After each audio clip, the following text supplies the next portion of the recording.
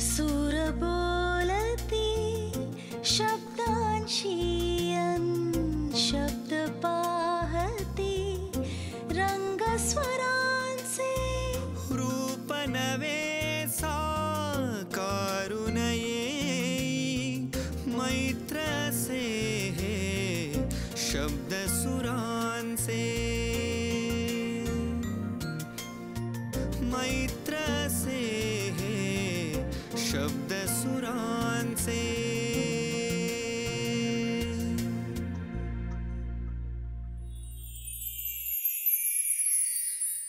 झाडाची उडविली फळ अन केली देवगत झाडाची उडविली फळ केली देवगत अन एका झाडाला एक फळ लईच निर्मळ अन देठी गाभुळन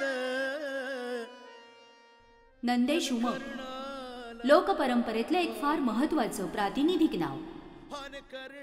आजच्या काळात लोकपरंपरा आणि संगीताच्या विविध क्षेत्रात आपल्या पहाडी आणि लोकसंगीताचा वैशिष्ट्यपूर्ण बाज असलेल्या आवाजाने भन्नाट मुसाफिरी करणारा एक तरुण प्रतिभावंत Nandesh Umap, a young promising talent. आदरणीय प्रख्यात लोककलाकार विठ्ठल उमप यांचा सर्वात धाकटा सुपुत्र. लोकशाहीर विठ्ठल उमप यांचं लोककलेला असलेलं योगदान म्हणजे एखादा अखंड तेजोमय तेवणारा यज्ञ असावा असं आहे. या यज्ञाच्या तेजोशलाकांमध्ये नंदेशमधला कलाकार आणि माणूस दोघंही घडले. शाहिरांनी आपलं उभं आयुष्य लोककलेला उजागर करण्यासाठी वेचलं. त्यांच्या प्रतिभेची आणि कारकिर्दीची चढती कमान पाहणं हे रसिकांचेही भाग्य होतं. नंदेशही या मुशीतच घडला. म्हणूनच मग फक्त लोकपरंपरेचाच पाईक न राहता तो रणांगणसारख्या नाटकात होता. सुफी आरीसारखा त्याचा अल्बमही आला. त्याच्या बाबाचं जांभूळ आख्यान त्याने पुन्हा उभं केलं. असंख्य मानाचे पुरस्कार नंदेशने मिळवले. संगीत नाटक अकादमीचा उस्ताद बिस्मिल्ला हा युवा पुरस्कार, हा तर शिरपेच, फीदर इन द कॅप. त्याचा हा प्रवास लोकपरंपरेसारखाच अव्याहत सुरू आहे. नदीच्या पाण्यासारखा प्रवाही, खळाळता, स्वच्छ, सुंदर. नंदेश उमपला रसिक प्रेक्षकांचे आनंददायी आशीर्वाद.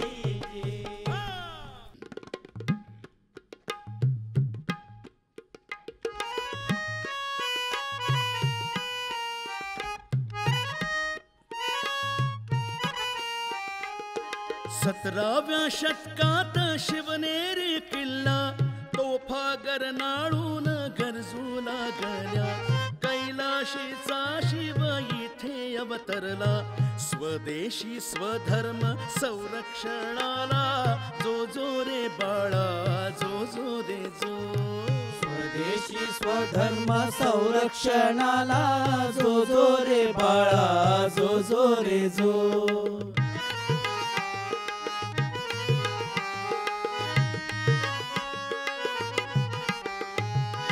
माताजी जाई अंगाई गाई,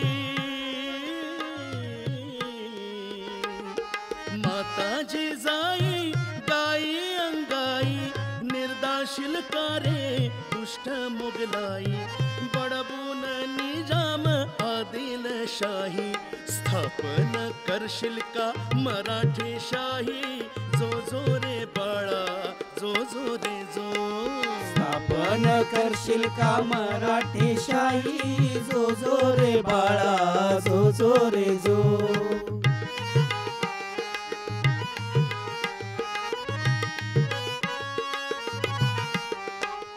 माताजी जाई पिता शहाजी. नाव ठेविले राणा शिवाजी. सखे मिळाले त्याला रणगाजी. ये साजी फिरगोजी बाजी तानाजी. जो जो रे बाळा, जो जो रे जो. साजी फिरगो फिरगोजी बाजी तानाजी जो जो रे बाळा जो जो रे जो येसाजी फिरगोजी बाजी तानाजी जो जो रे बाळा जो जो रे जो रे बाळा जो रे जो रे बाळा जो रे वा नंदेशजी. लोकरंग अन गंध लेवनी उमलून आले हे संगीत. लोकरंग अन गंध लेवनी उमलून आले हे संगीत. भोळ्या भावा मधुनी सजले स्वर हे स्वररंगीत. वा. नंदेशजी, शब्दस्वरांच्या या मैफिलीत आपलं मनपूर्वक स्वागत आहे. आणि आपले साथीदार त्यांचे मी स्वागत करतो. ढोलकीवरती आहेत रत्नदीप जामसांडेकर. सहगायक आहेत राजेश वळंजू, सचिन चिरगुटकर, संदीप कांबळे. आणि हार्मोनियमवरती साथीला आहेत सुभाष खरोटे. नंदेशजी, हाजी, सुरुवातीला जे शिवरायांचं पाळणा गीत आपण सादर केलं, हो जी, हे अगदी पहिल्यांदाच मी ऐकलं. बिलकुल. तर त्याच्याविषयी सुरुवातीला थोडं सांगा. बिलकुल. हे पाळणा गीत लिहिलंय आमचे ज्येष्ठ शाहीर कोल्हापूरचे राजू राऊत म्हणून खूप ज्येष्ठ शाहीर आहेत आणि स्वतः स्वरचित हे गीत हा पाळणा त्यांनी रचलेला आहे आणि पहिल्यांदाच मला असं वाटतं मी गातोय आणि खूपच सुंदर असा पाळणा त्यांनी लिहिला. निश्चित. आणि कलावंताचे पायही पाळण्यात दिसतात असं म्हणतात. तर तुमच्याविषयी असं आम्ही ऐकलंय की अगदी लहान वयातच तुम्ही रंगमंचावर आलात. बिलकुल. कसे, केव्हा आणि कुठल्या कार्यक्रमातून? हे रंगमंचावर म्हणजे रंगमंच हा नंतर होता, पण पहिला रंगमंच हे घर होतं. बरं. पहिला रंगमंच जो गाजो, कारण आपण जेव्हा रंगमंचावर जायच्या आधी रिहर्सल्स व्हायच्या तेव्हा अनेक असंख्य रिहर्सल्स आम्ही पाहिल्या घरी. अनेक मान्यवर मोठी मोठी मंडळी घरी यायची. तर त्या रिहर्सल्समधनं आम्ही घडत गेलो आणि बाबाच्या ते रक्त होतंच, त्याच्यामुळे त्याने आम्हाला बोट धरून रंगमंचावर आणलं. मला असं वाटतं की पहिलं गाणं तर मी बाबाबरोबर गात होतो. कोरसला आम्ही झील देत होतो, वरची झिलकरी त्याला म्हणतात आपण, तर ते देत होतो. पण पहिला रंगमंच जर अभिनयासहित जर बाबांनी मला उभं केलं असेल तर कराडच्या त्या मंडईमध्ये मला चांगलं आठवतं आहे. आणि बाबानं माझ्यासाठी कृष्णाचा वेश मला परिधान करून मला सांगितलं की तू इथं उभं राहायचं आणि मी तुझ्याकडे इथे बघितलं की तू तिथं जायचं. कारण बाबा तो पेंद्या सादर करत होता, बोबडी गवळण, आणि ती विलक्षण होती. आणि तो साभिनय असा गात यायचा, म्हणजे तो इथनं गायचा, माईक तिथं असायचा. आणि तो गातोय आणि माईक वरती आहे, पण आवाज आणि भावना आणि ते शब्द त्या लोकांच्या काळजाला भिडायचे. आणि तेव्हा ती माझी काय म्हणूया ना अभिनयाची सुरुवात किंवा गाण्याची सुरुवात मला असं वाटतं तेव्हा कदाचित ती झाली असेल. आणि तो रंगमंच अभिनेता म्हणून पण मला तो जर दिला असेल कोणी तर माझ्या बाबांना. म्हणजे बोबडे बोल सुरुवातीला ऐकले तेही त्या गवळणीचेच, नाही का? बात आहे. तर त्याची एखादी झलक आम्हाला निश्चित बघायला आवडेल. बिलकुल बिलकुल. कितना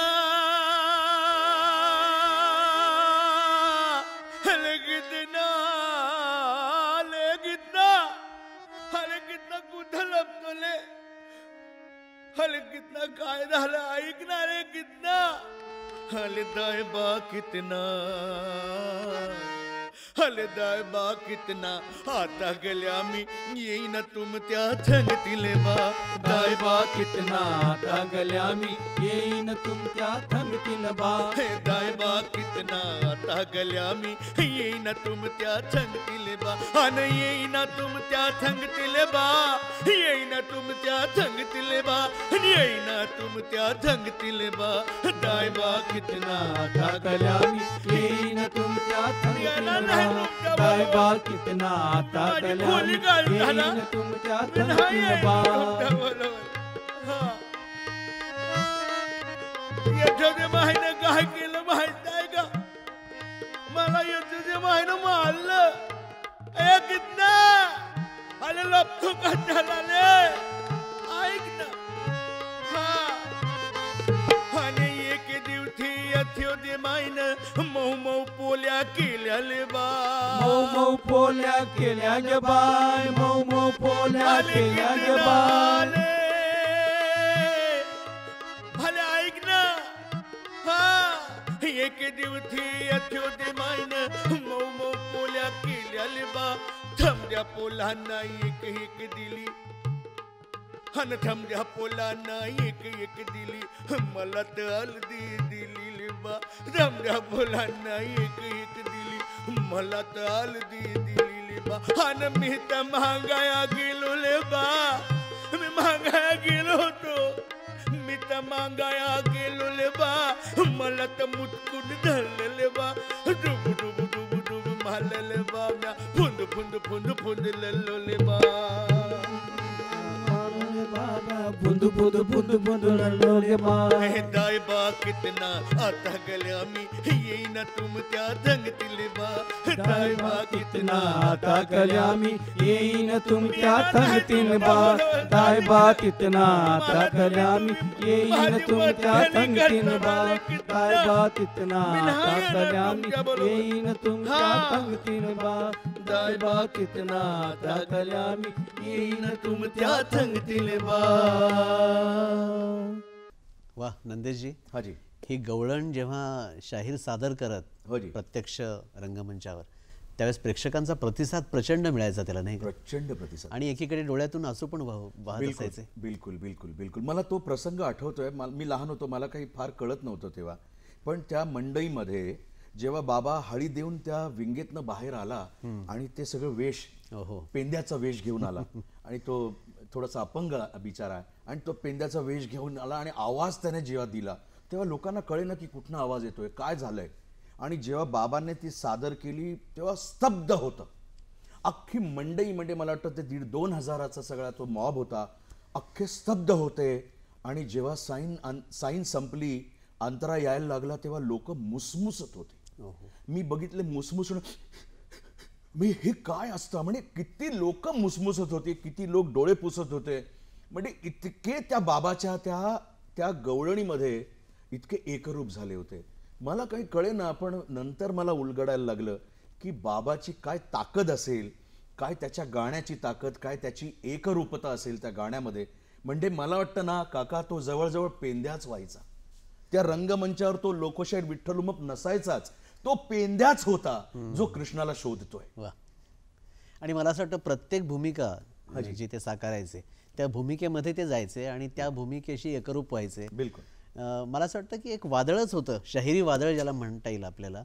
आणि अशा वादळाच्या छत्रछायेमध्ये तुम्ही वाढलात, तुमच्यातला कलावंतही घडला.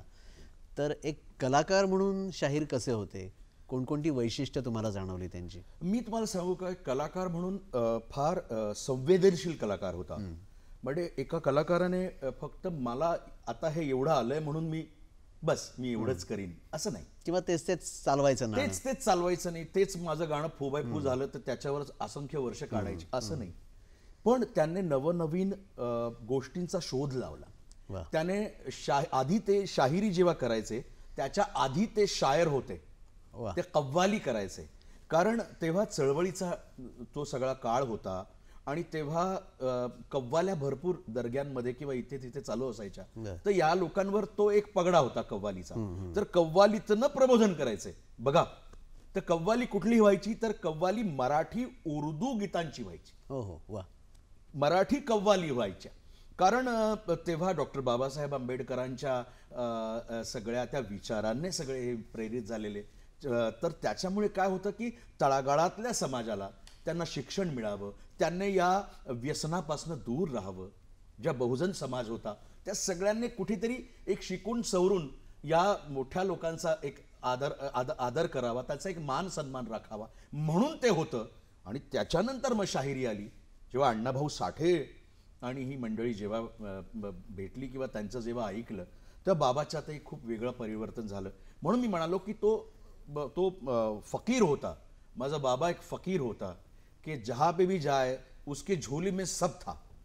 त्यांच्या त्या झोळीमध्ये सगळी गीतं होती, सगळी कवनं होती, शाहिरी होती, कव्वाल होते, गझलकार होते, ते हमद गायचे, नज्म गायचे, ते सगळं प्रकार त्यांनी केला होता. कारण त्यांच्याकडे एक शिकण्याची वृत्ती होती, एक ऑब्झर्वेशन होतं. तर ते ऑब्झर्वेशन त्यांना अनेक काय म्हणतो ना, अनेक कामांना त्यांनी पैलू पाडत गेले. क्या बात आहे. आणि स्वतः तुम्ही सांगितलं त्याप्रमाणे की शायर आणि शाहीर शाहीर. अशी दोन्ही रूपं त्यांच्यामध्ये सामावलेली होती. बिलकुल. आणि कार्यक्रमाची सुरुवात जी व्हायची गणानी, गणानं तिथपासूनच पकड घेत जायचा कार्यक्रम. बिलकुल. कारण हा पारंपरिक ही पद्धत पारंपरिक आहे. अगदी तमाशापासून गणाची सुरुवात, कारण त्याची नांदी नाही झाली तर कार्यक्रमाला किंवा तमाशाला सुरुवात व्हायची नाही. वगाला मग पुढं वग, मग काय गणानंतर मग अनेक गोष्टी व्हायच्या, रंगबाजी व्हायची, अनेक गोष्टी व्हायच्या, पण गण व्हायचा. तर बाबाने एक गण लिहिला होता. वा. म्हणजे तो आता मला वाटतं 25-30 वर्षापूर्वीचा असेल. तो नव्या दमाचा गण आहे. म्हणजे तो तमाशातला गण वेगळा. या नाचत रंगानी गणुबा हो गवारीचा हार की, तो गण, तो पारंपरिक गण, तो पारंपरिक बाजातला. पण बाबाने एक गण लिहिला होता, मी तुम्हाला तो अवश्य ऐकवतो. येस.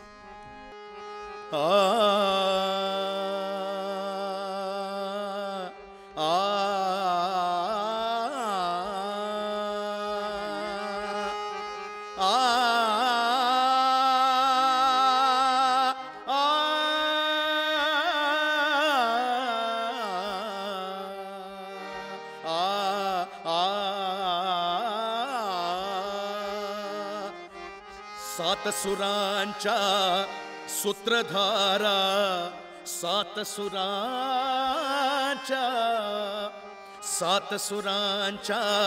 सूत्रधारा, छुम छुम नाचत ये ओंकारा. सात सुरांच्या सूत्रधारा, चुम चुम नाचत ये ओंकारा. हे सात सुरांच्या सूत्रधारा, छुम छुम नाचत ये ओंकारा. सात सुरांच्या सूत्रधारा, चुम चुम नाचत ये ओंकारा. सात सुरांच्या सूत्रधारा, चुम चुम नाचत ये ओंकारा. सात सुरांच्या सूत्रधारा, चुम चुम नाचत ये ओंकारा. नाद ब्रह्म आदि अनादि, नाद ब्रह्मा आदि अनादि, विश्वरूपा तू देवादि. विश्वरूपा तू देवादि. कार्यारंभी तुझीच नादी, कार्यारंभी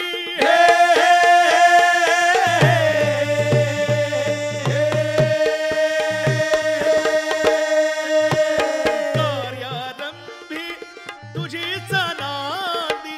गवना माझी देहुंकारा, गवना माझी देहुंकारा. सात सुरांच्या सूत्रधारा, चुम चुम नाचत ये ओंकारा. सात सुरांच्या सूत्रधारा, चुम चुम नाचत ये ओंकारा. विठ्ठल शाहीर करी मन धरणी, विठ्ठल शाहीर करी मन धरणी. सभा रंगणी दे रंग भरणी. सभा रंगणी दे रंग भरणी. तुझ्याच स्मरणी आलो चरणी, तुझ्याच स्मरणी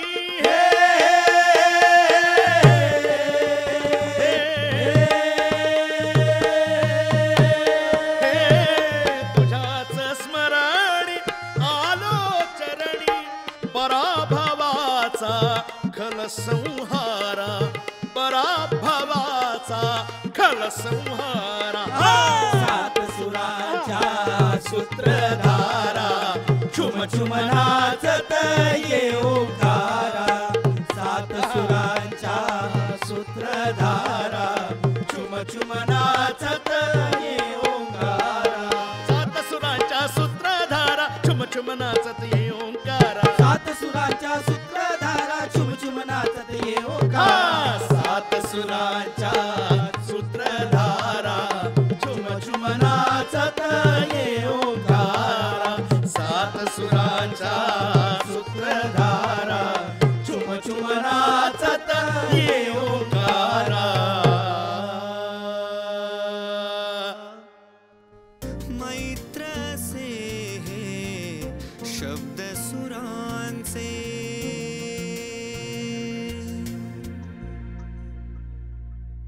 क्या क्या बात आहे. धन्यवाद. गण तर एकदम झकास झाला. हा जी. आणि शाहिरांनी एक पुस्तकही लिहिलंय उमाळा या नावाचं. हो. आणि त्याच्यामध्ये कविता त्यांनी संग्रह आहे. त्याच्यामध्ये स्वतःच्या कवितेविषयी हा जी. एक रोखठोक मनोगत त्यांनी मांडलेलं आहे. वा वा.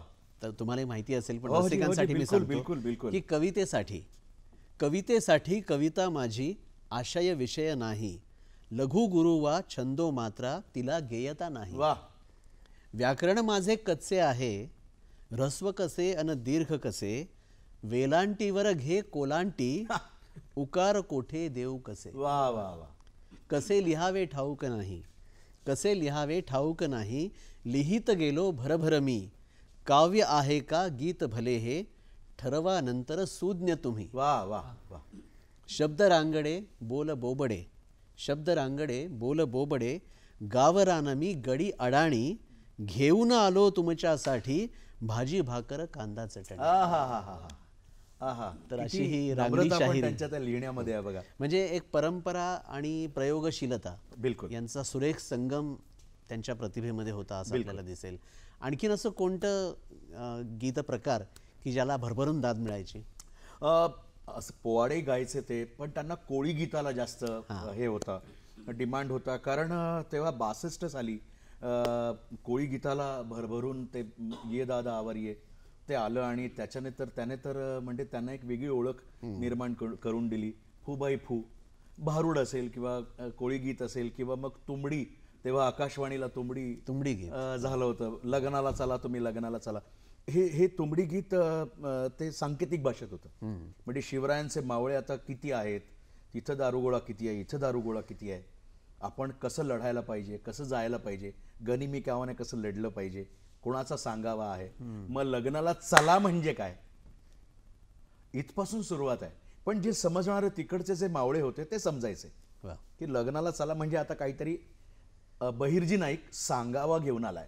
तर हे गीत तेव्हा खूप गाजलेलं. आणि ते तेव्हा आम्ही महाराष्ट्राचे लोकसंगीत नावाचा एक कार्यक्रम बाबा करायचे दूरदर्शनवरती पण, मला वाटतं त्याचा बिलकुल दूरदर्शन नंतरच मला असं वाटतं त्यांनी ते सुरुवात केली त्या कार्यक्रमाला.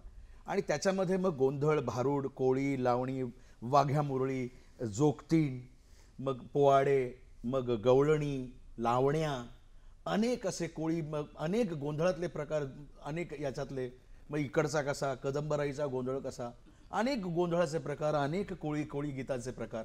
त्याने कोळी गीतांना अनेक कोळी गीतं, मी नुसतं फक्त कोळी गीत लिहिलं नाही, समुद्रावर मासळीवर कोळी गीत लिहिलं नाही, तर समुद्रावर लिहिलं. म्हणजे समुद्रावर कसं, तर आता जसं आपण शेती करतो तशी कोळ्यांची शेती ही समुद्राची शेती आहे. म्हणजे देवाची किरपा आमावर आणि कोल्यांना पोचतोय समुद्र. म्हणजे ही शेती कशी कोळ्यांची, तेही त्यांनी नवीन काय म्हणूया आपण, नवीन आयाम त्याच्यामध्ये आणले.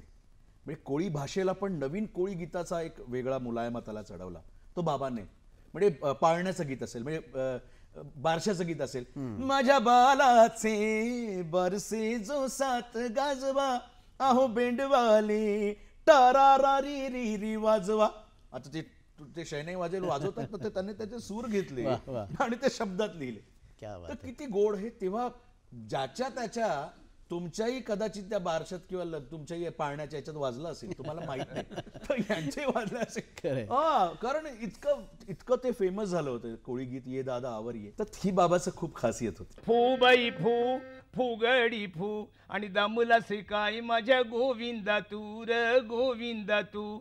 आत पोकळ बाहेर पोकळ डोंबाऱ्याचा वेळू, आत पोकळ बाहेर पोकळ डोंबाऱ्याचा वेळू, आणि म्हातारपणी नवरा केला तोही पोर खेळू. आता फुगडी फू, फू बाई फू, फुगडी फू, आणि दमला शिकाई माझ्या गोविंदा तू र गोविंदा तू. आणि मला वाटतं तेच संस्कार लिहून तुमचीही प्रतिभा फुलत गेली, तुम्ही स्वतःही लिहू लागलात. हरी, केव्हापासून आणि पहिलं कोणतं गाणं लिहिलं, कोणतं काव्य लिहिलं?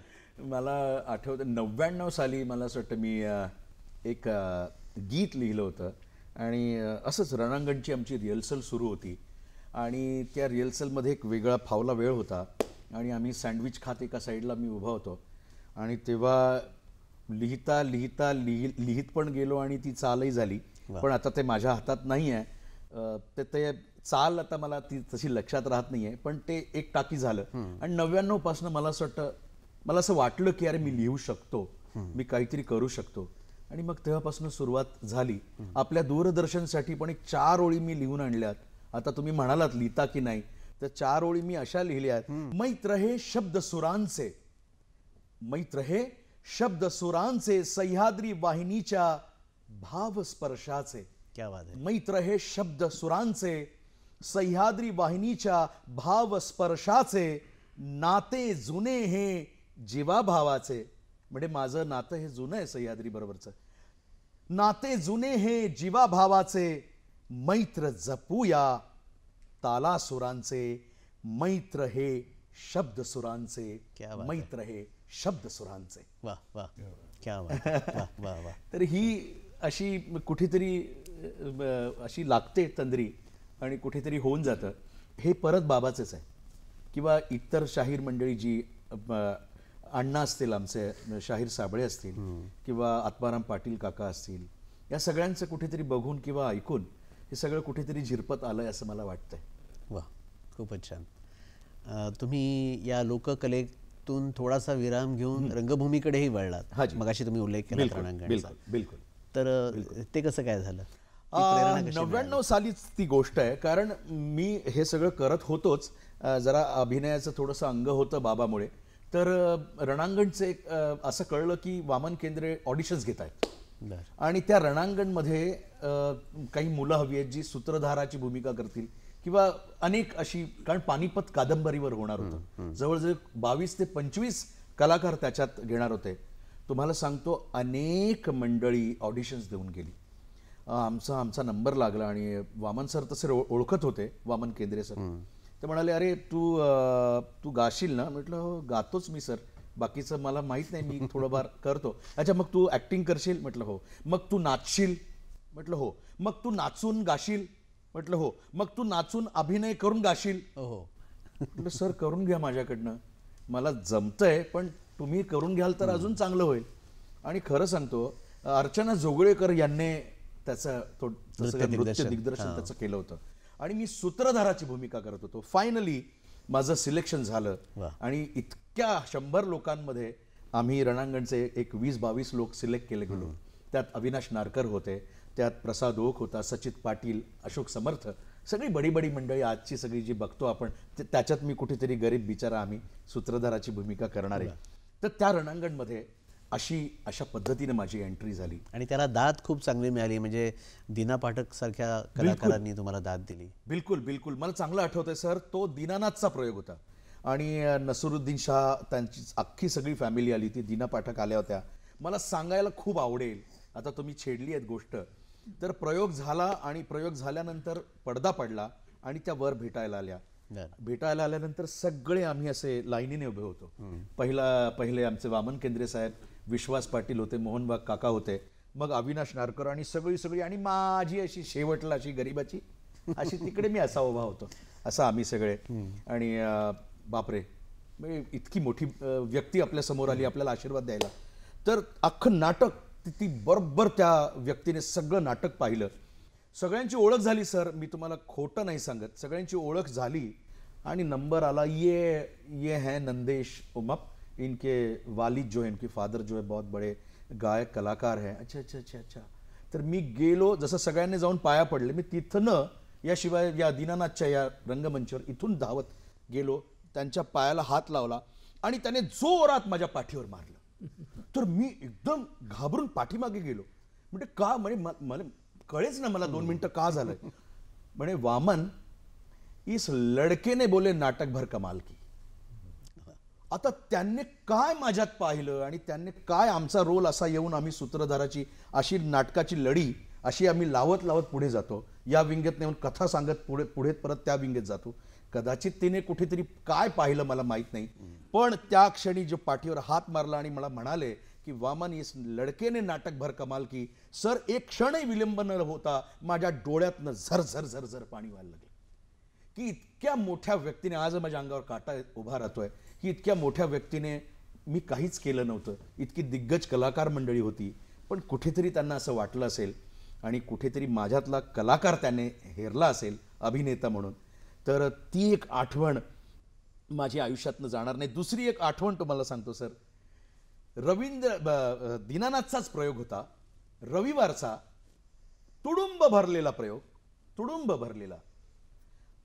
आम्ही एका कोपऱ्यावर सुरुवातीला गाणं म्हणतो की दौडून मराठे येती, मराठ्यांची आम्ही स्तुती सांगत असतो. आणि ती सांगत असताना सर माझ्या हातात डफ आहे. दुसऱ्या आम्ही सूत्रधार आहोत, पण आम्ही गार्दी पण आहोत. आम्ही त्याच वेळे गार्दी, मेलेलो गार्दी आहोत आम्ही, त्यांच्या पेशव्यांच्या ह्याच्यातले. आणि आम्ही उठून सांगतोय की अरे मराठ्यांना उठा, आपला इतिहास आपण लोकांना सांगू, असं आम्ही गातो. आणि गाता गाता सर दीनानाथचा ट्रॅक बंद पडला. ट्रॅक बंद पडला. आम्ही ट्रॅकवर लिपसिंग करायचो. तो ट्रॅक बंद पडल्यानंतर माझ्या हातात हा एवढा मोठा डफ होता, पण तो डफ उतरला होता. बघा काय तुमच्याबरोबर काय खेळ कधी रंगभूमी खेळेल सांगता येत नाही. आणि तो डफ मी दाबला. एका क्षणात मला कळलं की ट्रॅक बंद पडलाय. आणि तो ट्रॅक इथे बंद पडला म्हणजे इथे बंद, या समेला बंद पडावा आणि दुसऱ्या समेला ता ता ता धांग कडाक धिंग धांग. मी वाजवायला सुरुवात केली आणि गाणं म्हणायला सुरुवात केली. मी म्हणतोय आणि माझ्या मागे अविनाश नारकर आणि आम्ही गाणं म्हणतोय. आणि त्यामध्ये 4 बार आम्हाला फिरायचे असतात. ढांग चिकडाक जिग ढांग चिकडाक जिग ढांग चिकडाक जिंग ता ता ता. पुढची ओळ. अख्खं गाणं आम्ही साईन संपल्यानंतर अख्खे 2 अंतरे मी त्या डफावर गायलो. आम्हाला एरवी टाळ्या येत नाहीत, तेवढ्या दुपटीनं टाळ्या काय वन्समोर आला सर. क्या बात आहे. म्हणजे ह्या गोष्टी अशा घडल्या. आणि आम्ही विंगीत गेलो. विंगीत गेल्यानंतर मी डब खाली टाकून दिला. का? कारण तो बसलेला डब असा धरून मी ठेवला होता आणि तो सुरात लावला आणि वाजवत होतो. त्याच्यामुळे माझा पूर्ण हात कामातनं गेला होता. पण त्याचबरोबर माझं तर ऍक्ट संपल्यानंतर आतमध्ये मोहन वाघ बसले होते आणि त्यांना हे सगळं कळलं. त्यांनी माझ्या पाठीवर हात मारली. शाबास. कारण ते फार बोलायचे नाही. शाबासीमध्ये खूप आलं त्यांच्या. शाबास मिळणं पण कठीण मोहन वाघांचं. तर त्यांची शाबासकी मला मिळाली. पुरून उरलो. या रणांगणने खूप गोष्टी शिकवल्या आणि अशा अशा गोष्टी माझ्या आयुष्यात घडल्या सर. वा, क्या बात आहे. त्याच्यामध्ये गायक, सूत्रधार आणि नृत्य, बिलकुल, या सगळ्या कला तुम्ही साकारल्यात एकाच वेळी. हाँ जी. तर एखादी झलक त्याची आम्हाला. उदगिरी पे जरी पटका लहराया, दखन सारी बोली रे भैया खेरो खेरो होरी रे, भैया खेरो खेरो होरी रे, भैया खेरो खेरो होरी रे. असं होतं ते. त्याच्यात नाचून आम्हाला म्हणायचं होतं. मैत्र से है शब्द सुरांचे.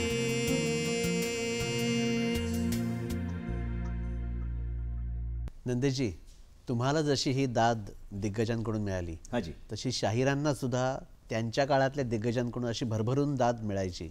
म्हणजे त्याच्यामध्ये तेंडुलकर असतील, पुलं असतील, अनेक दिग्गज कलाकार असतील. तर असा एखादा प्रसंग तुम्हाला आठवतो का? सांगतो की मी. हां. तो काळ होता आय थिंक सो 60-61चा काळ होता. आणि GPO मध्ये बाबा तार खात्यात कामाला होता. तेव्हा तो अनेक वर्ष HMV मध्ये जाऊन तिथे मला काम मिळते का, गायला मिळते का म्हणून अनेक वर्ष ते त्या ठिकाणी जाऊन हे करत होते. पण त्यांना काही गायला मिळालं नाही. पण ते त्या पोस्ट ऑफिसमध्ये दुसरीकडे जाऊन म्हणजे मुंबईचं प्रतिनिधित्व करायचंय. म्हणजे दिल्लीला जाऊन, लखनौला जाऊन, अनेक ठिकाणी. तर इथलं गाणं लिहून तिथे जाऊन सादर करायचंय आणि तिथनं मग नंबर मिळवायचे. असं बाबाने 5 वर्ष सतत महाराष्ट्राला, मुंबईला त्या GPOला नंबर मिळवून दिला. तेव्हाची गोष्ट करतोय. आणि ते गाणं होतं, मी तुम्हाला थोडंसं गाऊन दाखवतो आणि मग त्याची कथा सांगतो, किंवा मी आधी कथाच सांगतो. ते गाणं कुठलं होतं मग आपण गाऊया. ते असं होतं की मग त्याचा बक्षीस समारंभ हा आपल्या KC कॉलेजमध्ये होता. म्हणजे तिथे जिंकून आलेले बाबा इथे KC कॉलेजमध्ये बक्षीस समारंभ. आणि त्या बक्षीस समारंभाला येणार होते आपले प्रख्यात गायक मन्नादा. आणि मन्नादांच्या हातून बाबांना ते पारितोषिक काय म्हणतो ना देणार होते. आणि झालं, सुरुवात झाली कार्यक्रमाला. तर असं होतं की ज्यानं काय म्हणतो ना, ज्यानं पहिला नंबर मारलाय त्याला गायचं असतं. अच्छा. आणि बाबा गायला उभा राहिला. आणि बाबाने ते गायलं. मी असं झलक तुम्हाला ऐकून दाखवतो. और धान के खेत में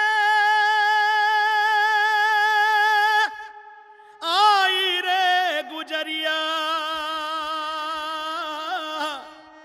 ओढ़े धानी चुनरिया हो बरसे कारी बदरिया बरसे कारी बदरिया पी को ढूंढे निकरी घर से लईके सर पे गगरिया बरसे कारी बदरिया. हे गीत गायल्यानंतर बाबांना पारितोषिक दिलं गेलं आणि नंतर मन्नादांना वंश तिथनं गाण्याची फरमाइश आली. मन्नादा म्हणाले, ये कोई अभी जो गा के गए हैं, ये विठ्ठल जी कोई है, इन्होंने इतना ऊपर गाया, अभी मुझे आधा सुर ऊपर लेके गाना पडेगा. आणि मग टाळ्या आल्या आणि तिथे बाबा जिंकले. आणि तुम्हाला सांगतो काका की तिथे HMVचं दार त्यांच्यासाठी खुलं झालं. आणि म्हणजे बघा काय नशीब असतं. 7 वर्ष हा माणूस सतत खेटा घालत होते की मला गायला घ्या, मला गायला घ्या. पण त्यांचं ते फळ तेव्हा आलं, कामाला आलं. मन्नादाने काय आशीर्वाद दिला. आणि तिकडे गुप्ता नावाचे होते, ते म्हणाले की जोशी साहेब ये हमारे यहाँ काम करते हैं, तो आप इनका आवाज़ सुनिए. और उनको नहीं मैंने सुना इनका आवाज़, तो आप अभी उनको गाने के लिए लीजिए. आणि मग बाबाचं गाणं रेकॉर्ड झालं. क्या बात आहे. आणि जांभूळ आख्यान शाहिरांचं हा तर आपण एक लँडमार्क ज्याला म्हणता येईल. बिलकुल बिलकुल. एकूणच महाराष्ट्राच्या संस्कृतीतला असं म्हणावं लागेल. त्याची निर्मिती कशी झाली? निर्मिती कारण तुम्ही ते पुन्हा त्याचं निर्मिती करताय. हो जी हो जी. कारण हे आता INTला आपल्याला वगळून चालणारच नाही. इंडियन नॅशनल थिएटर्स, कारण हे प्रायोगिक रंगभूमीवरचं नाटक होतं आणि ते प्रायोगिक म्हणूनच करायचे. पण नंतर ते कमर्शियली झालं आणि 75 प्रयोग झाले, बंद पडलं. आणि तेव्हा पुलंने लोककलेचा श्वास असलेलं नाटक म्हणजे जांभूळ आख्यान असं त्यांनी म्हणलं. तेंडुलकरांनी भरभरून कौतुक केलं, नाना पाटेकरांनी केलं, सई परांजपेंनी केलं, अनेकांनी या नाटकाला कौतुक केलं. आणि मला असं वाटतं 90ला आलेलं नाटक बंद पडलं. मग खूप ओरडा झाला. पुन्हा एकदा 2005ला बाबाने सुरुवात केली आणि बाबा जाईपर्यंत 2010 पर्यंत आम्ही जवळजवळ 500च्या वर प्रयोग केले. 2005ला आमच्याकडे पैसे नव्हते की कॉस्ट्युम्स घेणं, तालमी करणं आणि थिएटरला प्रयोग लावणं. आमची गाडी बाबानं ती देऊन टाकली. जे काही होते थोडे बहुत दागिने तेवढे गिरवी ठेवले आणि मग त्या पैशातनं जांभूळ आख्यान उभं केलं. आणि 500 प्रयोग म्हणजे मला चांगलं आठवत आहे, बाबा ज्या दिवशी गेले त्याच्या 20 दिवसापूर्वी अख्खं नाटक 2 पाय सुजले असताना देखील रवींद्र नाट्य मंदिरात त्या माणसाने अख्खा प्रयोग केला. वय वर्ष 81 होतं आणि तेव्हा अख्खा प्रयोग त्यांनी केला. म्हणजे त्यांचं त्या नाटकावर खूप प्रेम होतं. म्हणजे शेवटच्या श्वासापर्यंत त्या माणसाने त्या नाटकावर जीव लावला आणि रसिक मंडळींनी पण त्यांच्यावर जीव लावला. म्हणजे तशी द्रौपदी होणेच नाही. म्हणजे आम्ही पण नुसता पदर घेतो, पण विठ्ठलुमपांनी द्रौपदी करणं हे मला नाही वाटत हे आश्चर्य आहे. कारण काही तुम्हाला मेकअप नाही, टिकली नाही, आभूषण नाही, फक्त तुम्ही पदर असा घेताय आणि द्रौपदी होताय. म्हणजे काय आश्चर्य आहे. तर बाबाने ते किमया केली. पण बाबांनंतर 2 वर्ष नाटक थांबलं होतं. मला ओरडा येत होता की नाटक कधी करणार कधी करणार. मग 2012ला मध्ये आम्ही हे नाटक पुन्हा एकदा रंगमंचावर आणलं आणि आम्ही आता ते खूप जोरात सुरू आहे. पण कोविडच्या मध्ये आम्ही थांबवलंय. पण कोविड नंतर आमचा 200वा प्रयोग जांभूळ आख्यानाचा काका आम्हाला समर्थ साथ करतायत त्या नाटकामध्ये. पुनश्च हरिओम, आम्ही पुनश्च हरिओम करणार आहोत आणि नाटक पुनश्च सुरुवात करणार आहोत लवकरच. बिलकुल ही आकांक्षा तुमची पूर्ण हो अशी. पण मला एक खंत वाटते दिनेशजी की या कोविडच्या याच्यामध्ये ज्याने या नाटकाला उत्तम असं संगीत दिलं ते आमचे पंडित अच्युतजी ठाकूर आपल्याला सोडून गेले. त्याचबरोबर त्याच्या आधी लेखक सुरेश चिखले हेही आपल्याला सोडून गेले. ही बाबा गेले तर ही जे पिलर आहेत ती आम्हाला सोडून गेली आहे. मला असं वाटतं एक रसिकांसाठी एक त्याची झलक जांभूळ आख्यानाची अवश्य. मला असं वाटतं तुम्ही बोलणारच होतात बोलणारच तर मी ऐकवतो. अन झाडाची उडविली फळ अन केली देवगत, झाडाची उडविली फळ केली देवगत, अन एका झाडाला एक फळ लईच निर्मळ अन देठी गाभुळल, अन कर्णाला पाहून अन कर्णाला पाहून द्रौपदीच मन पाकुळलं, कर्णाला पाहून द्रौपदीच मन पाकुळलं, अन कर्णाला पाहून द्रौपदीचं मन पाकुळलं.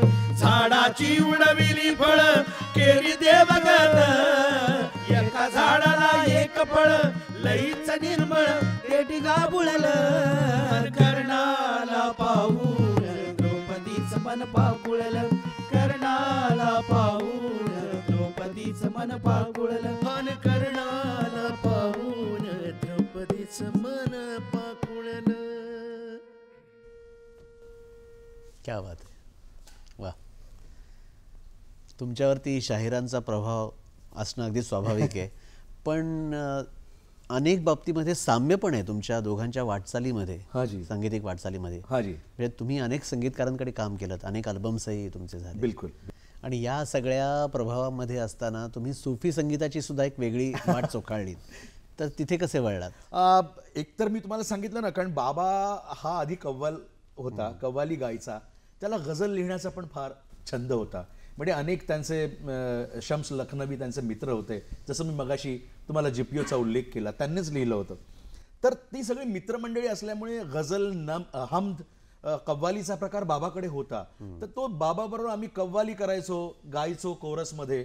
तर हे करता करता कुठेतरी मलाही उर्दू भाषेचं मलाही एक खूप आवड आहे त्याची. तर ते करता करता म्हटलं अरे मराठी सुफी अल्बम असा झालेला नाही आहे, एखादं गाणं येऊन गेलं असेल पण तसा असा अल्बम म्हणून झालेला नाही आहे. तर तो अल्बम सुफी अल्बम आम्ही केला. पण त्याच्या आधी बाबांनी गझला लिहिल्या होत्या, ती याद साजणाची म्हणून 2012ला तो बाबांना मी समर्पित केला. 8 गझला होत्या.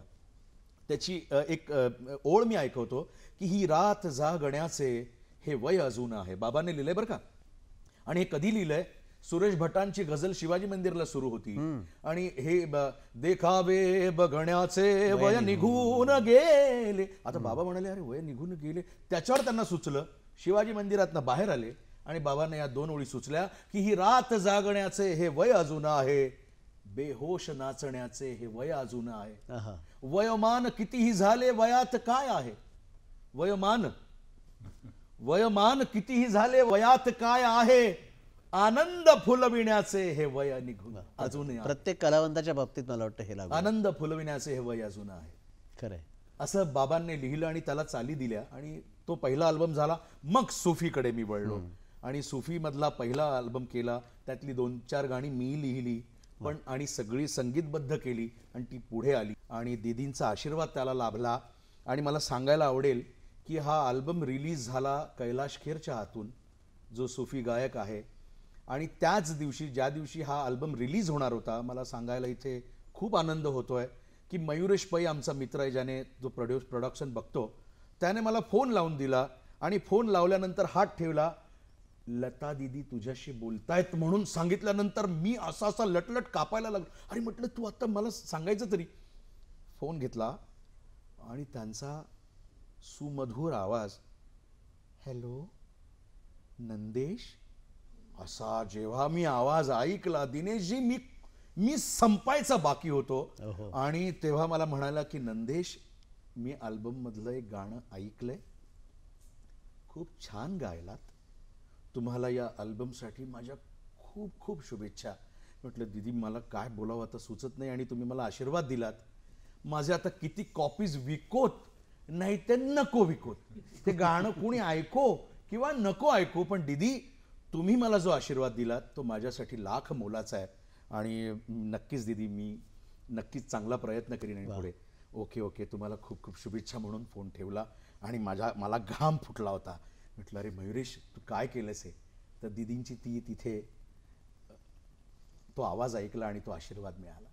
आपण दीदींच्या आठवणीसाठी याची एक झलक बिलकुल ऐकूया. बिलकुल. हे पद लिहिलंय आमचे संतोष उदलीकर, नाशिकचे साहित्यिक आणि लेखक आहेत. ऐकूया.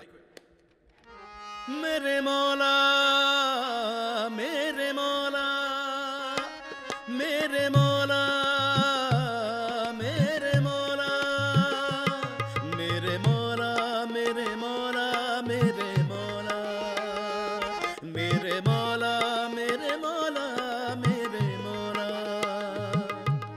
तू मातीच्या देही चेतना है मौला तू मातीच्या देही चेतना है मौला तुझ्या रूपाला धर्म जातना है मौला तुझ्या रूपाला धर्म जातना है मौला मेरे मौला मेरे मौला मेरे मौला मेरे मौला मेरे मौला मेरे मौला मेरे मौला मेरे मौला मेरे मौला मेरे मौला. तो हा मराठी उर्दू असा हा अल्बम होता. त्याला म्हणजे मराठी सूफी अल्बम असं म्हटलं. वाह क्या बात है. मैत्र से हे शब्द सुरांचे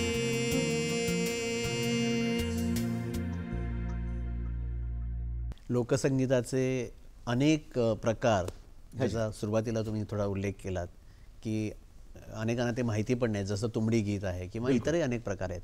तर हे सगळं जे संचित आहे महाराष्ट्राचं लोकसंचित, ते पुढच्या पिढीपर्यंत जावं, ते टिकून राहावं, यासाठी काय करता येईल असं तुम्हाला वाटतं? म्हणजे जसं संगीताचे क्लासेस असतात, संगीत शिकवलं जातं, बिलकुल तसं लोकसंगीत सुद्धा शिकवता येऊ शकतं का, किंवा असा काही प्रयोग तुमच्या पाहण्यात? तर आपल्या महाराष्ट्रात लोककला अकादमी आहे आपल्या कलिना युनिव्हर्सिटीमध्ये, आणि तिथे काकाही शिकवतात, लावणीचे धडे काका देतात. तर अशी आहे, पण त्याच्याही आधीपासनं आम्ही वर्कशॉप्स घेतो. हां, ते मला आम्ही विचारायचं. लोकसंगीताचे, कारण अनिल मोहिले काका जेव्हा होते तेव्हा मला युनिव्हर्सिटीमध्ये फॅकल्टी म्हणून बोलवलं जायचं. तेव्हा मी फॅकल्टी म्हणून जायचो आणि तिथे गोंधळ काय, कसा गायला जातो, मग गोंधळाचे अनेक गाणी किंवा प्रकार कसे, मग परभणीतला गोंधळ असेल किंवा इकडे या साईडचा कोकणातला गोंधळ असेल, नमन असेल, हे काय आहे प्रकार, तर ती आम्ही गोष्टी लोकांपुढे घेऊन जायचो. मला सांगायला आवडेल, मी पहिला मराठी लोककलावंत असेल ज्याने कॉव्हेंट्री म्हणजे लंडनच्या ठिकाणी जाऊन 2017ला कॉव्हेंट्रीच्या ठिकाणी जाऊन मुलांचं लोककलेचं वर्कशॉप घेतलं. ती 15 मुलं आली होती आणि तिकडे जन्मलेली मुलं.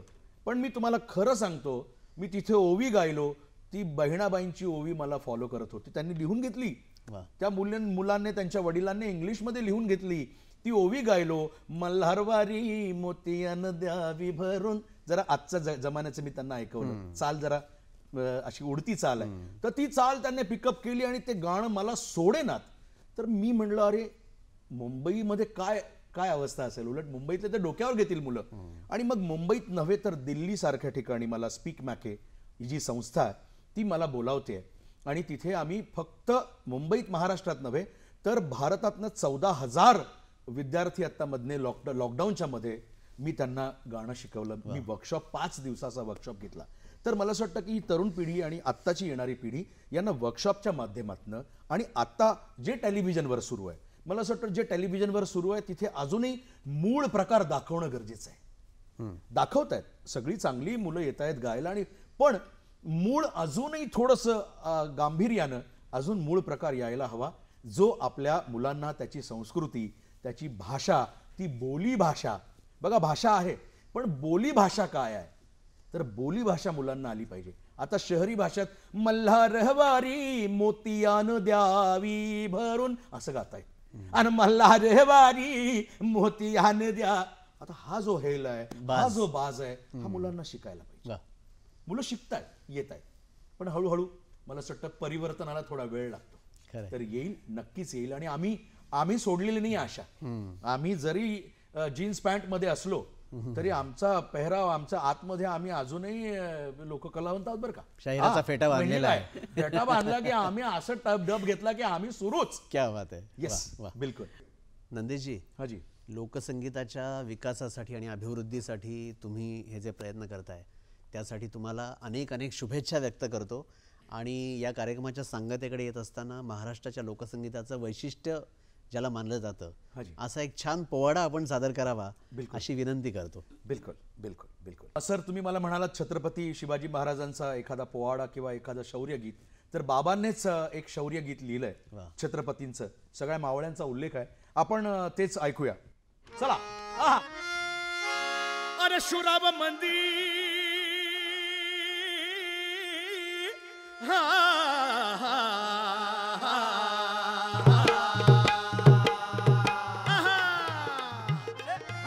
शुराब मंदी शुराब मंदी शुराची गाथा वाचे मी बावळा, वाचे मी बावळा, वाचे मी बावळा. अन शुराब मंदी शुराची गाथा वाचे मी बावळा, वाचे मी बावळा, वाचे मी बावळा. अन कांदान भाकर कांदान भाकर खाऊन लढला शिवबाचा मावळा. असं होणार नाही कुणी, असा झालाच नाही कुणी जगी या गुणी. असं होणार नाही कुणी, असा झालाच नाही कुणी जगी या गुणी.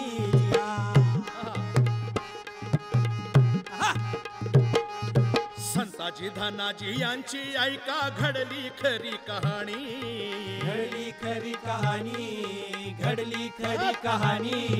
संताजी धनाजी यांची ऐका घडली खरी कहाणी, घडली खरी कहाणी, घडली खरी कहाणी. अन नाव ऐकता वैऱ्याचे घोडे, नाव ऐकता वैऱ्याचे घोडे पितनवते हो पाणी. असं होणार नाही कुणी, असं झालाच नाही कुणी जगी या गुणी. असं होणार नाही कुणी, असं झालाच नाही कुणी जगी या गुणी.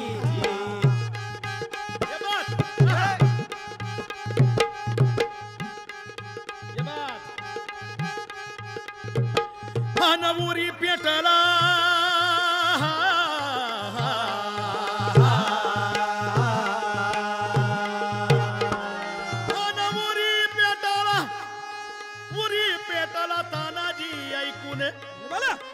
पेटला तानाजी ऐकून फरमान शिवबाचे, फरमान शिवबाचे, फरमान शिवबाचे. शिवानं फरमान धाडलं तानाजी लगोलग निघून या म्हणून.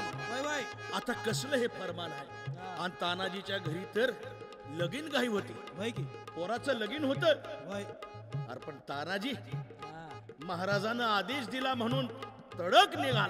महाराजांचा आदेश आहे शिरसावन्य म्हणून तो आदेश घेऊन तडक निघाले. उरी पेटाला अन उरी पेटला तानाजी ऐकून फरमान शिवबाचे, फरमान शिवबाचे, फरमान शिवबाचे. आणि मग काय म्हणाले तानाजी, आधी कोंडाण्याचं लावीन लगीन, आधी कोंडाण्याचं लावीन लगीन मग माझ्या रायबाचे. असं होणार नाही कुणी, असं झालाच नाही कुणी जगी या गुणी. असं होणार नाही कुणी, असं झालाच नाही कुणी जगी या गुणी. असं होणार नाही कुणी, असं झालाच नाही कुणी जगी या गुणी. असं होणार नाही कुणी, असं झालाच नाही कुणी जगी या गुणी.